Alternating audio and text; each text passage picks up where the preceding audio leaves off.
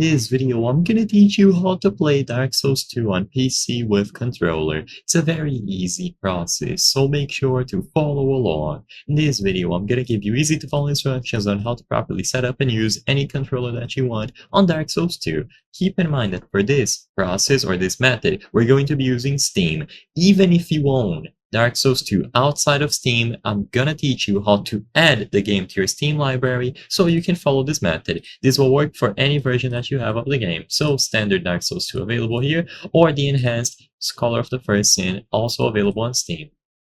So, to keep it simple, the reason why we want to do this through Steam is because Steam has a feature called Steam Input, which automatically detects and sets up any controllers that we connect. I'm going to show this feature with Dark Souls Remastered because I don't have Dark Souls 2 on this Steam account at the moment. I apologize, but the process is the same. All that you have to do is find Dark Souls 2 on your Steam library, and if you don't have it here, choose the option to add a game at the bottom left, add a non-Steam game, and then you can look for Dark Souls 2 on your PC. You will find the executable and add the executable through Steam. Like I said, even if you haven't purchased the game through Steam, this method will still work. Then find the executable, or if you want it, it will be listed here. Go over to Dark Souls 2, right-click, Properties, and then go to the controller tab. All that you have to do is make sure that Steam Input is enabled. So if it is use default settings, you can switch over to enable Steam Input. This will make sure that all controller types work with Dark Souls 2 or any other game that you select. You can go into the controller configurator and you will see more options here.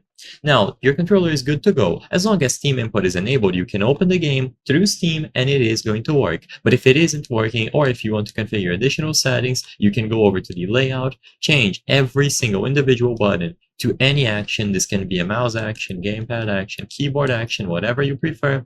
And you can even browse through layouts made by the community. So as you can see, some layouts have a lot of upvotes or likes, and you can use these. They are essentially set up to give you the best experience possible.